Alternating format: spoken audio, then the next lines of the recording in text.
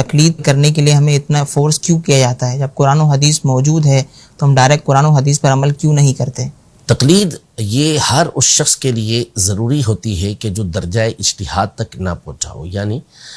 جس کے اندر وہ صلاحیت کے پورے قرآن و حدیث کے ذخیرے پر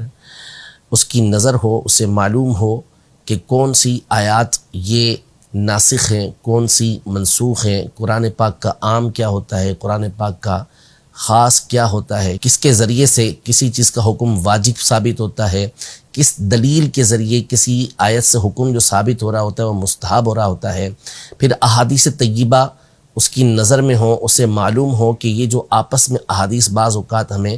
متعارض یا ٹکراتی ہوئی نظر آتی ہیں تو ان کا آپس میں معنی کیا ہے، ان تمام چیزوں کی طرف اس کی نظر ہونا، اور پھر ایسی صلاحیت اس کے اندر ہونا کہ وہ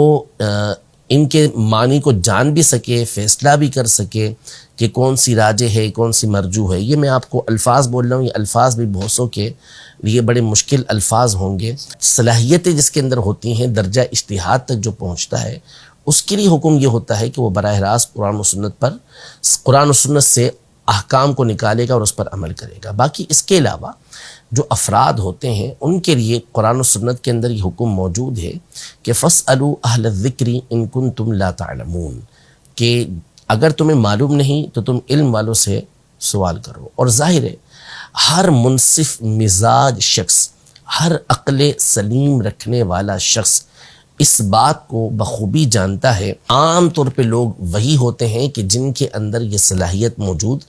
نہیں ہوتی۔ ایک بہت بڑی تعداد ہے جو نماز ادا کرتی ہے اور اپنے آپ کو تقلید سے آزاد بھی مانتی ہے، لیکن آپ اگر ان سے اس بات کا سوال کر لیں کہ آپ جو نماز ادا کر رہے ہیں تو کیا نماز کے ہر رکن کی ادائیگی پر احادیث طیبہ سے، قرآن سے دلیل آپ کو معلوم ہے، اور کیا آپ کو یہ معلوم ہے کہ آپ کی اس دلیل کے مقابلے میں کوئی دوسری دلیل موجود ہے یا نہیں؟ اگر ہے تو آپ کی دلیل کس بنیاد پر اس دوسری دلیل سے اعلیٰ ہے، اس سے بڑھ کر ہے، دوسری دلیل کے اوپر عمل کیوں نہیں ہو سکتا؟ تو ظاہر ہے کہ ایک عام شخص اس بات کا فیصلہ نہیں کر سکے گا۔ تو ائمہ مجتہدین زمانہ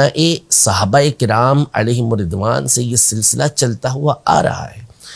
کہ جن علماء کے اندر، جن صحابہ کرام علیہم الرضوان کے اندر، جن تابعین کے اندر، جن تبع تابعین کے اندر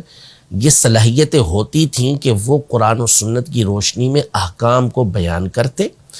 اصول اور ضوابط ان کے پیش نظر ہوتے، ان اصول کی روشنی کے اندر وہ آگے مسائل کو لوگوں کے سامنے نکال کے بیان کرتے، اور پھر وہ لوگ ان کی پیروی کیا کرتے تھے، ان کی تقلید کیا کرتے تھے۔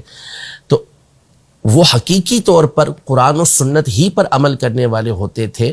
البتہ ان ائمہ نے ان کے سامنے وہ مسائل کھول کر رکھ دیے، آسان کر کے رکھ دیے، اس لیے ان کی تقلید کی جاتی تھی، ان کی بات کو مانا جاتا تھا۔ لیکن حقیقی اعتبار سے جو بات